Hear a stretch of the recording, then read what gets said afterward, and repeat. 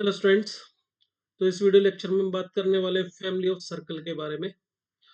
Family of circle का क्या मतलब है? देखिए, जैसे हमने फैमिली ऑफ लाइंस में पढ़ा था। अगर दो लाइंस हो हमारे पास, जैसे ये दो लाइंस है L1 और L2। एक लाइन है L1 is equal to zero और L2 is equal to zero, ये दूसरी लाइन है। तो हमने कहा था कि इन दोनों लाइंस का जो पॉइंट ऑफ इंटरसेक्शन है, इसमें से देखिए बहुत सारी लाइंस पास करेंगी। इनफाइनाइट मैनी लाइंस ऐसी होंगी जो इस पॉइंट ऑफ इंटरसेक्शन में से पास करेंगी। और उन सभी लाइंस की इक्वेशन फाइंड आउट करने के लिए हमने एक फॉर्मूला लिखा था, वो था हमारा L1 plus lambda L2 is equal to zero. ये हमारे पास इक्वेशन थी उन सभी लाइंस की या फैमिली ऑफ लाइंस की जो दो लाइंस L1 और L2 के पॉइंट ऑफ इंटरसेक्शन में से पास करती है। इसमें जो लैम्डा था वो हमारा आर्बिट्री कांस्टेंट था। इस लैम्डा की वैल्यू को फाइंड आउट करने के लिए हमें कुछ एक्स्ट्रा कंडीशन दी गई थी, जिसकी हेल्प से हमने ये लैम्डा फाइंड आउट किया था। बिल्कुल सेम उसी तरह से अगर मान ले कि एक हमारे पास लाइन है L और एक है सर्कल, ये दोनों एक दूसरे को दो पॉइंट पे कट करते हैं। अब अगर हमें कोई कहे कि यार इन दोनों पॉइंट्स में से कितने सर्कल पास करेंगे, तो आंसर है कि इनफाइनाइट। अगर ये दो पॉइंट्स हैं हमारे पास A और B, इसमें से इनफाइनाइट मैनी सर्कल्स पास कर सकते हैं। ठीक है।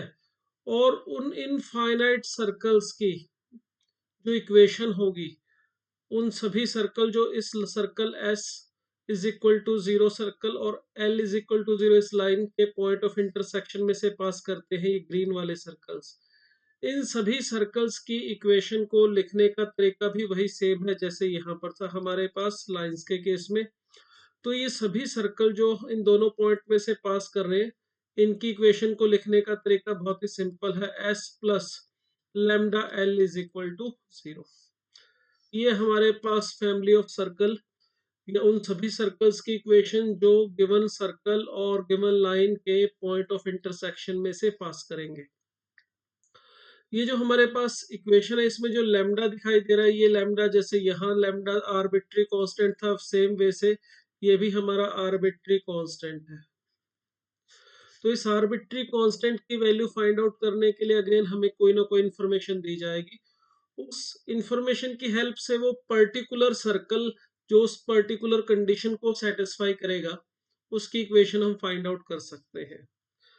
तो इसको अगर हम लिखना चाहें तो इस तरह से लिख सकते हैं कि अगर ये एक सर्कल और एक लाइन है, then the equation of family of circles passing through the intersection of the circle S is equal to zero and line L is equal to is given by S plus lambda L is equal to zero, where lambda is arbitrary constant। तो इस point A और B में से पास करने वाले जितने भी circle होंगे इनफाइनाइट सर्कल्स, उन सभी की इक्वेशन लिखने का ये फॉर्मूला है। एक्चुअली क्या होता है, तीन अगर नॉन कोलिनियर पॉइंट्स हमें दे दिए जाए तो तीन नॉन कोलिनियर पॉइंट में से तो एग्जैक्टली एक ही सर्कल पास कर सकता है।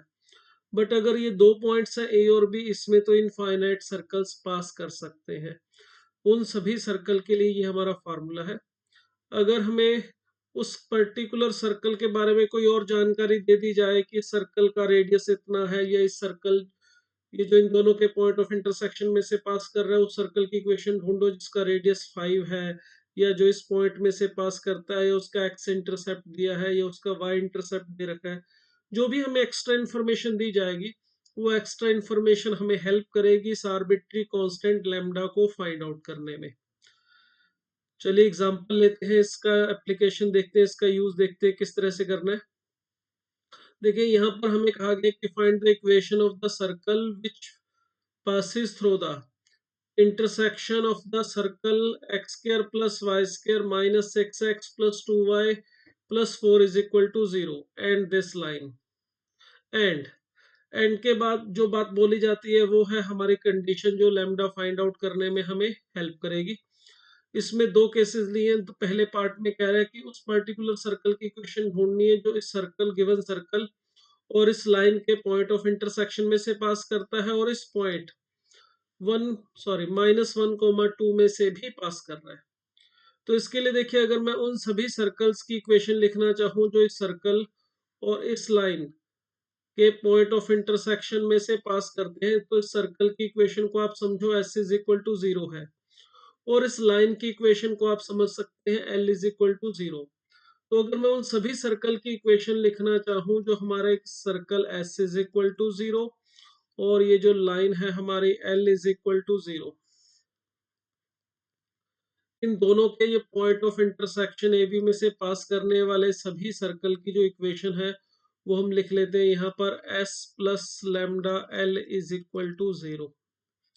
S का मतलब होगा सर्कल की equation X square plus Y square minus 6x plus 2y plus 4 plus lambda into line की जो इक्वेशन है वो हमें दे रखी है 4x माइनस 3y माइनस 5।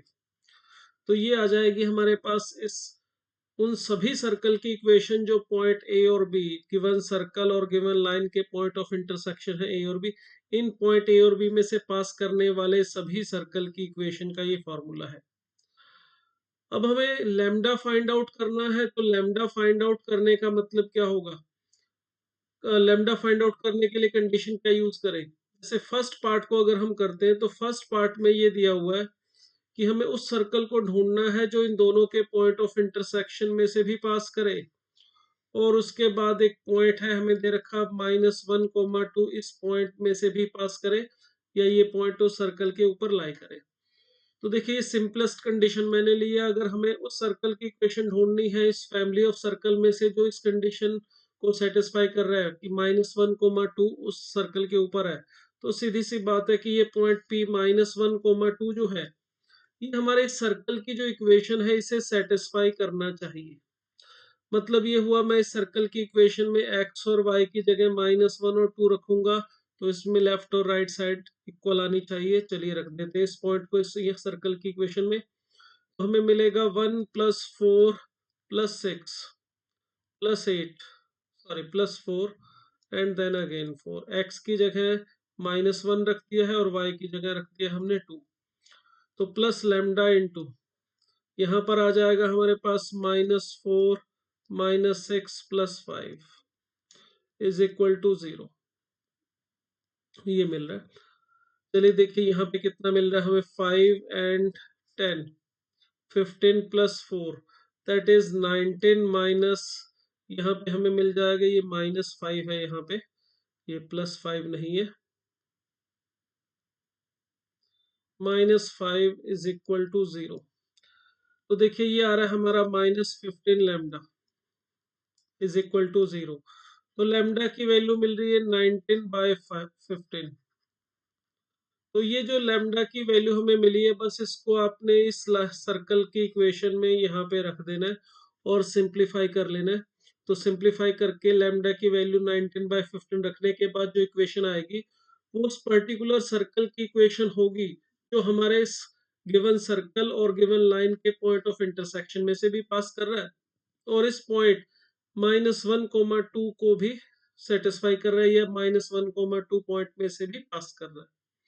तो इस तरह से जो कंडीशन हमें दे रखी थी उस कंडीशन की हेल्प से हमने लैम्डा फाइंड आउट करना है, और उस circle S plus lambda L is equal to 0 में लैम्डा की जगह पर ये वैल्यू रख देनी है, हमारा रिक्वायर्ड आंसर हमें मिल जाएगा। अब चलिए इसको सेकंड पार्ट को हम देखते हैं क्या दिया सेकंड पार्ट में। सेकंड में पहली बात तो सेम है कि वो सर्कल हमारा गिवन सर्कल और लाइन के इंटरसेक्शन में से पास करना चाहिए, और दूसरी कंडीशन जो हमें दे रखी है लैम्डा को फाइंड आउट करने के लिए वो दे रखे कि उसका एरिया जो है वो मिनिमम होना चाहिए। अब इसको देखिए कैसे करते हैं। इसके लिए हमारे पास सर्कल की इक्वेशन है X square plus Y square -6x plus 2y plus 4 is equal to 0। ये सर्कल की इक्वेशन थी, और लाइन की इक्वेशन हमें दे रखी है 4x minus 3y minus 5 is equal to 0। अगर ये सर्कल और ये लाइन इस पॉइंट ए और बी पे कट करते हैं, ये पॉइंट ए मान लेता हूं और बी पॉइंट मान ले, तो इस ए और बी में से पास करने वाले सभी सर्कल की इक्वेशन का फार्मूला आपको पता है। फैमिली ऑफ सर्कल के लिए फार्मूला है S plus lambda L is equal to 0, जिसमें S होगा सर्कल हमारा X square plus Y square minus 6x plus 2y plus 4, और लैम्डा है हमारा आर्बिट्री कांस्टेंट, और एल का मतलब लाइन की इक्वेशन होगी 4x minus 3y minus 5 is equal to 0। तो ये उन सभी सर्कल की इक्वेशन है जो पॉइंट ए और बी में से पास करने वाले हैं।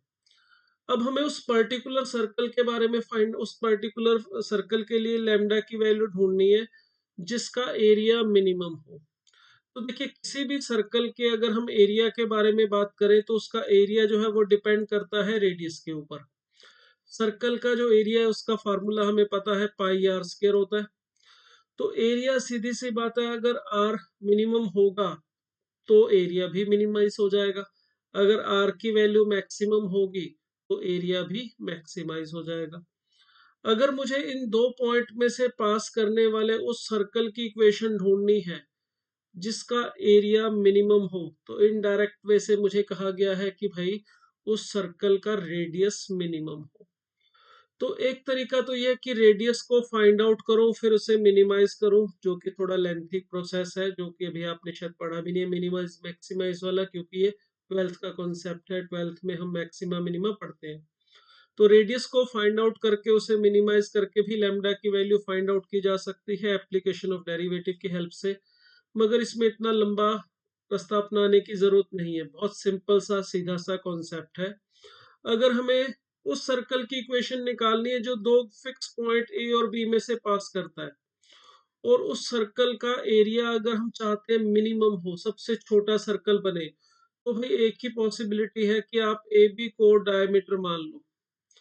अगर दो फिक्स पॉइंट में से पास करने वाले सर्कल की इक्वेशन ढूंढनी है जिसका साइज सबसे कम हो, एरिया कम हो या रेडियस मिनिमम हो, तो उसके लिए आप उस ए बी को डायमीटर मान के सर्कल बना लो। क्योंकि अगर इस केस में आप देखेंगे तो जितने भी और सर्कल बनेंगे जो कि ए और बी में से पास करेंगे, जिसका डायमीटर ए बी नहीं होगा मगर ए और बी में से पास करेंगे, उन सब का साइज डेफिनेटली इस पहले वाले सर्कल जो मैंने बनाया है ग्रीन कलर में, इसके साइज से बड़ा ही होगा। इससे छोटा और बनाना पॉसिबल नहीं है। तो इसका मतलब ये है कि अगर मुझे ये एरिया मिनिमाइज करना है और सर्कल को ए और बी पॉइंट में से पास करवाना है, तो ये पॉसिबिलिटी है कि आप उस सर्कल को इस तरह से बनाओ कि ए बी उस सर्कल का डायमीटर बन जाए।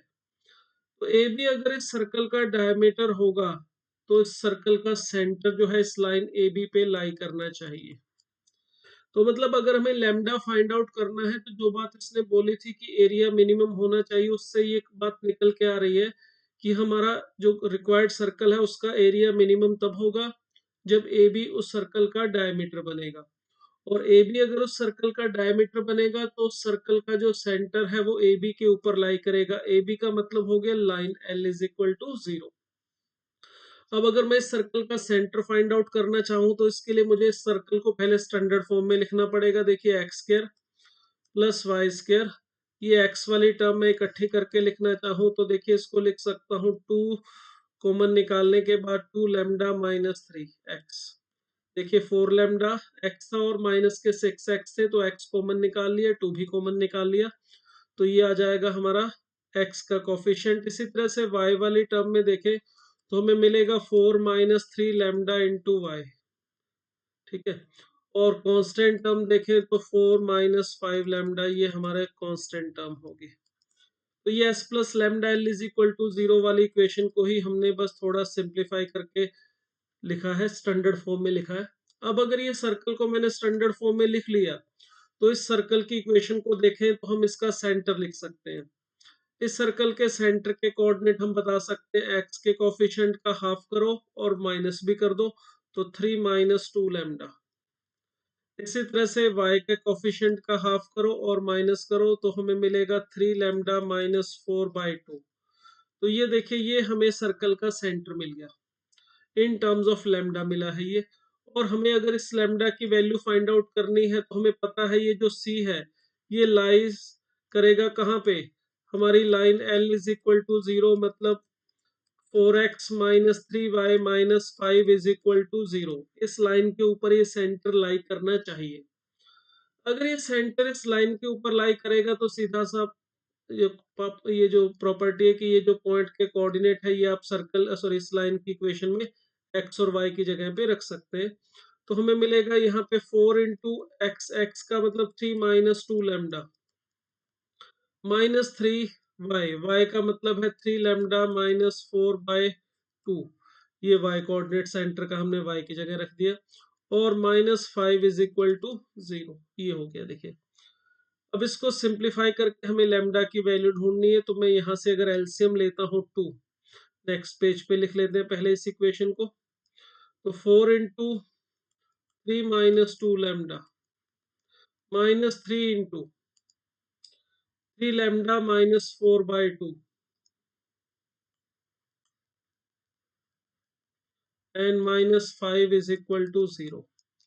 तो अगर इसका एलसीएम लेंगे तो देखिए यहाँ पे आ जाएगा 8 3 24 -16 लैम्डा। ये 2 मैंने एलसीएम ले लिया है यहाँ पे, और -9 lambda plus 12 and -10 is equal to 0। ये मिलेगा देखिए। तो लैम्डा की वैल्यू ढूंढने के लिए देखो, लैम्डा हमारे पास आ रहा है -25 टाइम्स -25 लैम्डा, और कांस्टेंट टर्म में देखेंगे तो देखिए प्लस का 12 और माइनस का 10, दैट इज यहाँ पे मिलेगा +2 and +24, that is 26 is equal to 0। तो देखिए लैम्डा की वैल्यू हमें मिल जाएगी 26/25। तो मेन काम लैम्डा की वैल्यू को फाइंड आउट करना होता है इस टाइप के एग्जांपल्स में। लैम्डा की वैल्यू आपको मिल गई, इसके बाद आपने जो सर्कल की इक्वेशन मानी थी s plus lambda is equal to 0, इसमें लैम्डा की जो वैल्यू हमने फाइंड आउट की है कंडीशन अप्लाई करके, वो रख दीजिए और थोड़ा सिंप्लीफिकेशन कर लीजिए, तो हमें उस पर्टिकुलर सर्कल की इक्वेशन मिलेगी जो हमारे रिक्वायर्ड हमारे गिवन सर्कल और लाइन के पॉइंट ऑफ इंटरसेक्शन में पास कर रहा है, और जिसका एरिया जो है या रेडियस जो है वो मिनिमम है।